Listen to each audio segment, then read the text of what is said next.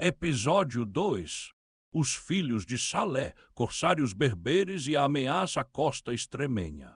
No início do século XVII, qualquer marinheiro que navegasse ao longo da costa extremenha portuguesa conhecia um nome que inspirava temor específico: Salé.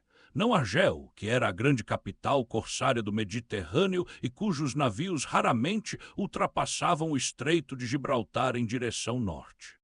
Não os piratas ingleses, cujo corso era motivado pela política e que tinha os seus próprios ritmos e lógicas.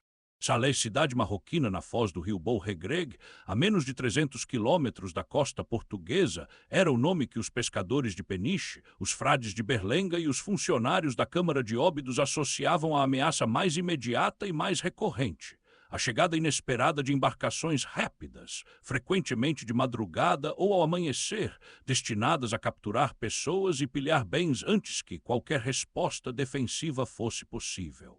Este segundo episódio examina o corso berbere, com particular ênfase nos corsários de Argel e de Salé, no contexto da sua expansão atlântica, e avalia criticamente as evidências documentais disponíveis sobre a sua presença e impacto na zona de Peniche.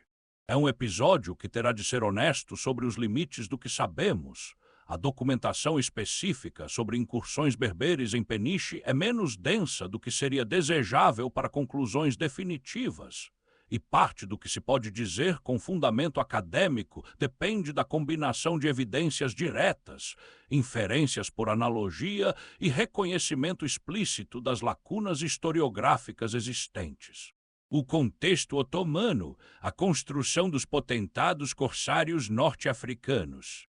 Para compreender os corsários berberes, é necessário recuar à grande transformação geopolítica que, no início do século XVI, reconfigurou o Mediterrâneo Ocidental, a expansão do Império Otomano para o Maghrebe. Até a segunda década do século XVI, as costas norte-africanas estavam fragmentadas entre múltiplos poderes locais de base tribal e sultanatos de dimensão variável, com presença espanhola em várias posições costeiras estratégicas, Orão, Bona, Trípoli, conquistadas durante a política de expansão africana dos reis católicos. Esta situação mudou radicalmente com a chegada aos mares do Mediterrâneo Ocidental de dois irmãos gregos convertidos ao Islão, Aruj e Aireddin Barbarossa, cujas operações corsárias e conquistas territoriais acabariam por incorporar o litoral magrebino no sistema imperial otomano. Aireddin Barbarossa, que sobreviveu ao irmão Aruj, morto em combate em 1518, consolidou o poder otomano em Argel, tornando a capital de um beylik semi-autônomo que reconhecia a soberania formal do sultão de Constantinopla, mas gozava de considerável autonomia na sua política interna e nas suas operações marítimas. Foi Aireddin quem estabeleceu Argel como a potência corsária dominante do Mediterrâneo Ocidental. Sob o seu governo e sob os dos seus sucessores no século XVII, a frota corsária argelina chegou a incluir dezenas de galeras e de galeotes, operando sobre as costas espanhola, italiana, francesa, portuguesa e mesmo, ocasionalmente, sobre as costas da Irlanda e da Islândia. A motivação econômica do corso argelino era estruturalmente central.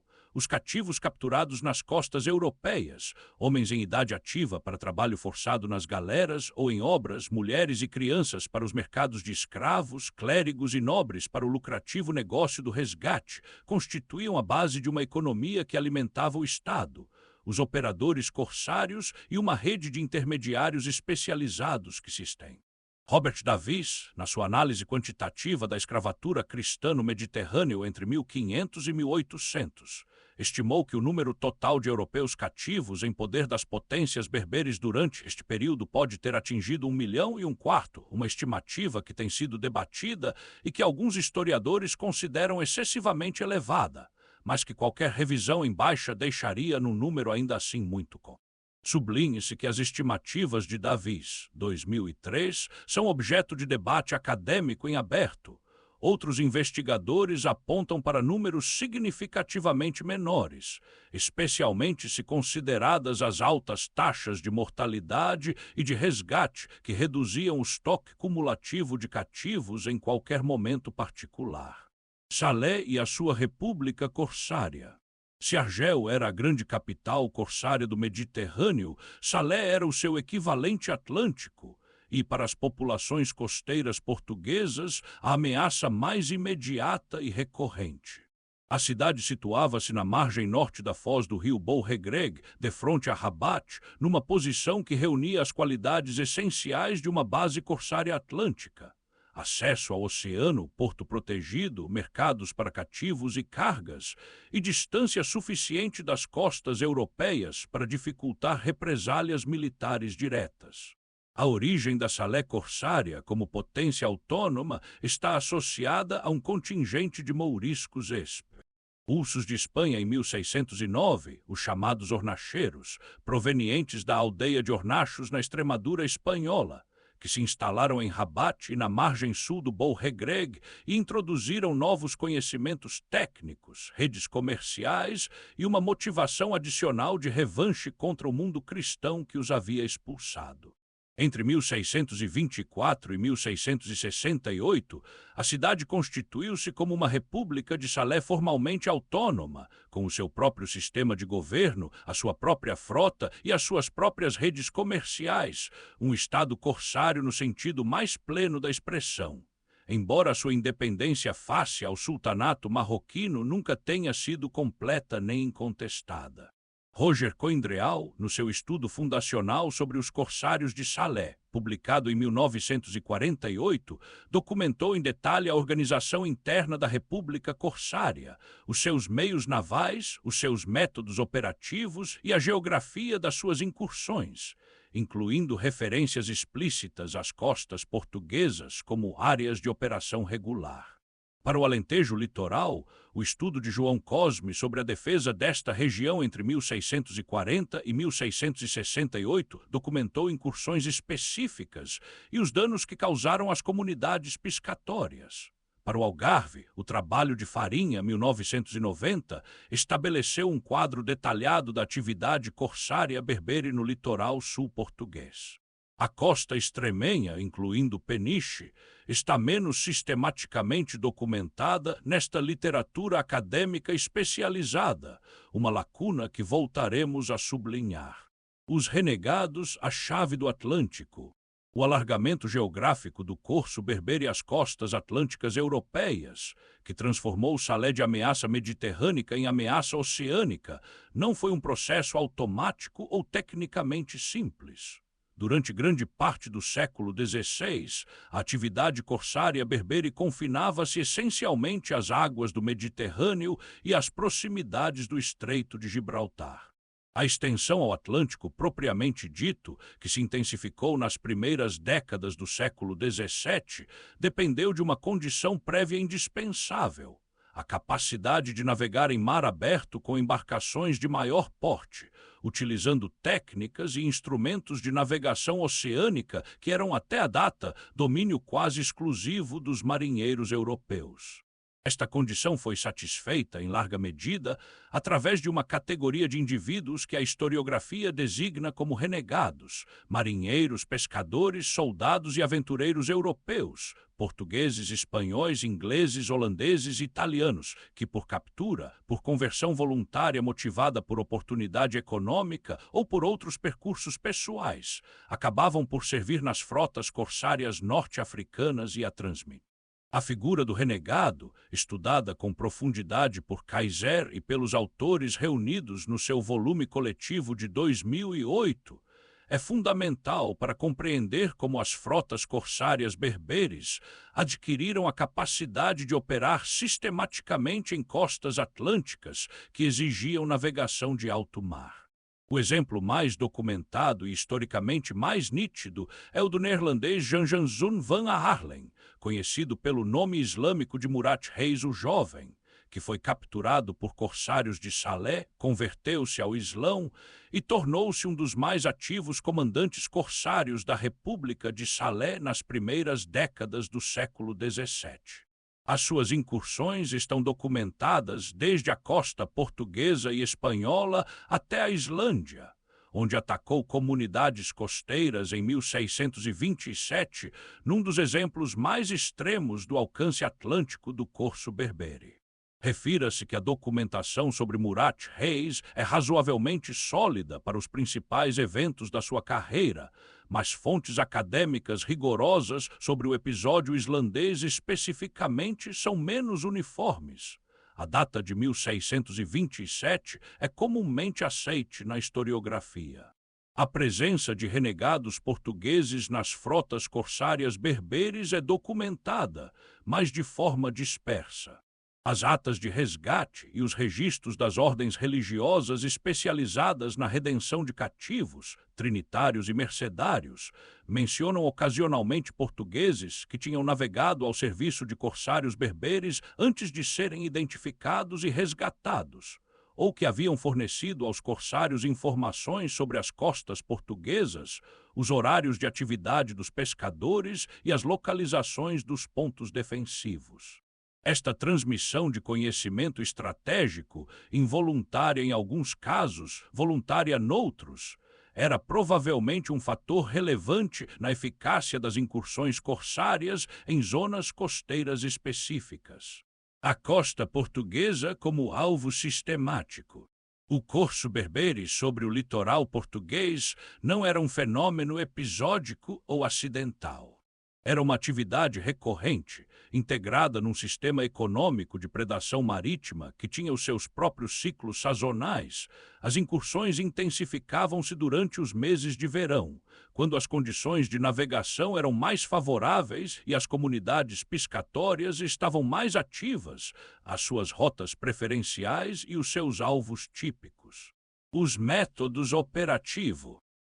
Dos corsários de Salé ao longo da costa atlântica portuguesa eram relativamente padronizados e estão descritos com razoável pormenor nas fontes documentais disponíveis.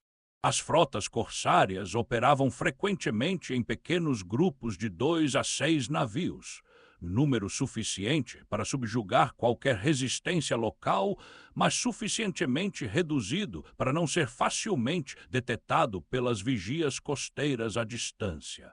As incursões eram preferencialmente executadas de madrugada ou ao amanhecer, aproveitando a baixa visibilidade e a reduzida atividade defensiva nessas horas.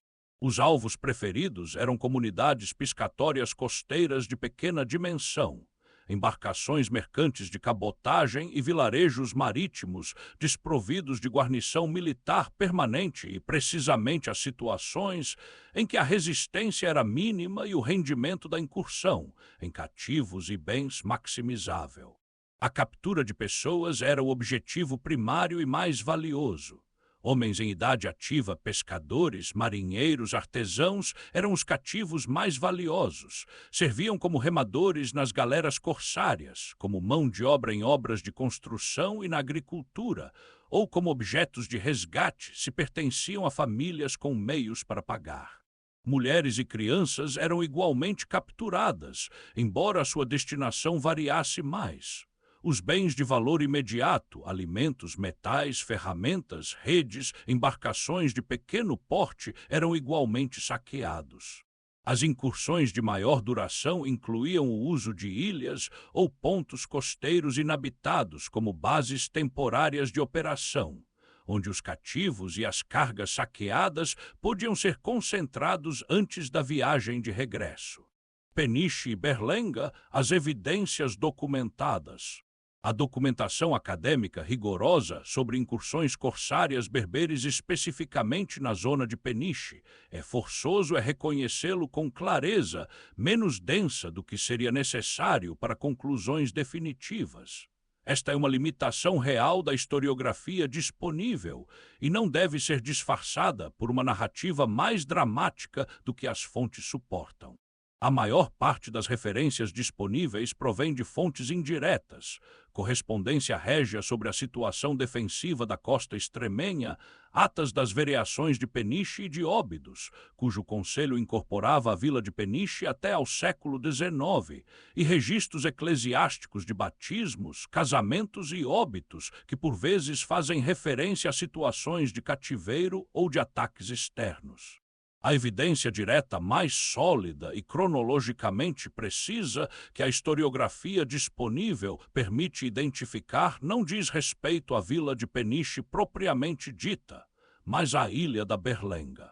Em 1567, o Mosteiro dos Jerônimos estabelecido na ilha, fundado no início do século XVI como parte do programa de colonização religiosa das Ilhas Atlânticas Portuguesas, foi objeto de uma petição formal de abandono dirigida à coroa. Esta petição, preservada e referenciada por estudos subsequentes, invocava explicitamente os perigos representados pelas incursões regulares de corsários como fator determinante na insustentabilidade da vida monástica na ilha. A petição foi aceite e a comunidade jerônima abandonou a Berlenga, uma das evidências mais diretas, precisas e academicamente verificáveis da presença corsária na zona imediata de Peniche.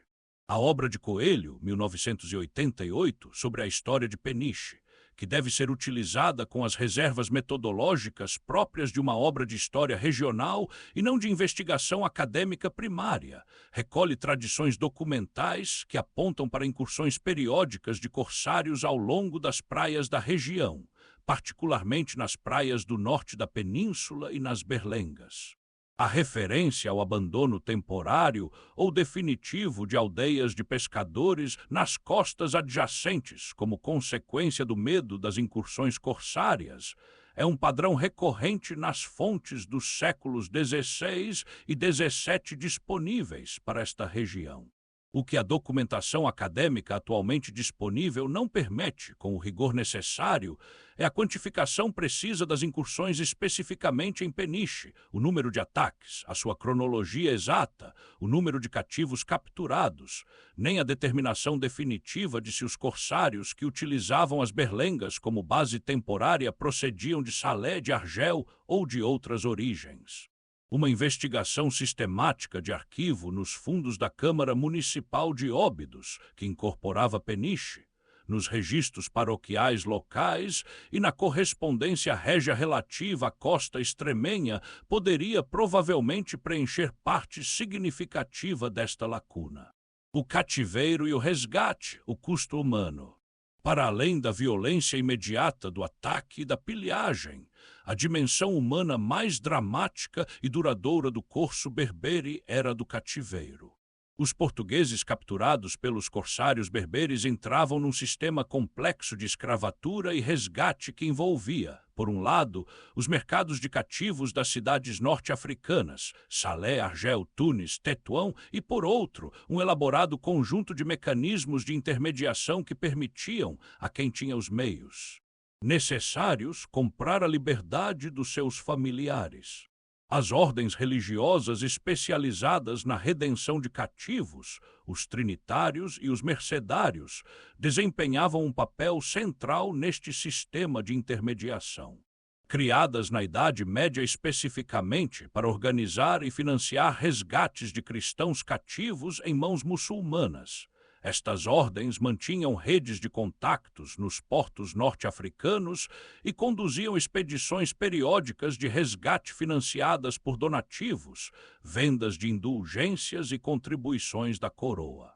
Para as famílias de cativos que não tinham os meios para financiar um resgate individual, que eram provavelmente a grande maioria das famílias de pescadores da Extremadura, a intervenção das ordens redentoras era a única esperança de ver os seus familiares regressar.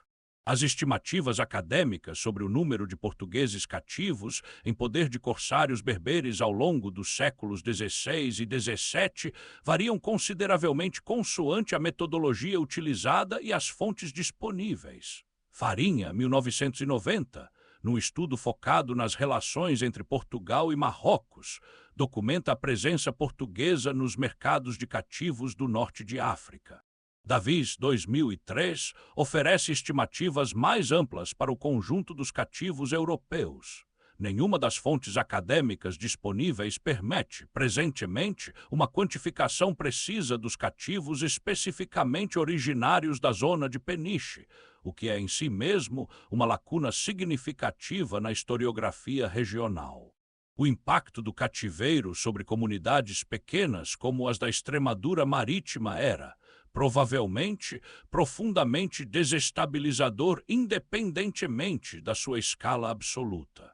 A perda de homens em idade ativa, os pescadores e marinheiros que constituíam a base produtiva das comunidades piscatórias, representava um custo econômico imediato e um trauma social cujos efeitos se prolongavam muito para além do ato de captura. As famílias dos cativos ficavam frequentemente numa situação de pobreza severa. As petições de isenções fiscais e de auxílios régios apresentadas pelas comunidades piscatórias da costa portuguesa ao longo do século XVII refletem regularmente este estado de fragilidade econômica crônica associado, entre outros fatores, ao corso. O padrão mais amplo e a sua aplicação a Peniche. A historiografia disponível, Cosme, 2004, para o Alentejo Costeiro, Farinha, 1990, para o Algarve Coindreal, 1948, para Salé em geral, permite traçar um padrão de atividade corsária berbere ao longo do litoral português que é suficientemente consistente para servir de contexto interpretativo para a zona de Peniche, mesmo onde a documentação específica é escassa. Este padrão caracterizava-se pela sazonalidade, verão como época preferencial de incursões, pela seletividade dos alvos, comunidades piscatórias pequenas e desguarnecidas, pela preferência por capturas humanas sobre pilhagem de bens e pela utilização de pontos costeiros inabitados ou pouco vigiados como bases temporárias. A posição geográfica de Peniche encaixa bem neste padrão. A península oferecia praias facilmente acessíveis para desembarque, a comunidade piscatória era ativa e relativamente numerosa, e as ilhas berlengas constituíam uma base temporária natural de qualidade elevada. A evidência do abandono do mosteiro da Berlenga em 1567 confirma que esta leitura não é puramente inferencial, a documentação direta da presença corsária naquele espaço específico. O que permanece como inferência por analogia é a extensão e regularidade das incursões à península propriamente dita, que as fontes documentais atualmente sistematizadas não permitem quantificar com precisão. No episódio seguinte, saímos do domínio da incerteza e da inferência para entrar num dos episódios mais bem documentados da história de Peniche. O desembarque de uma força militar de grandes dimensões, em junho de 1589, comandada pelo almirante Sir Francis Drake e pelo general Sir John Norris. Uma expedição que não era corso, embora Drake fosse corsário, que era guerra, embora fosse financiada por mercadores londrinos, e que teve para Peniche consequências concretas, documentadas e, em parte, devastadoras.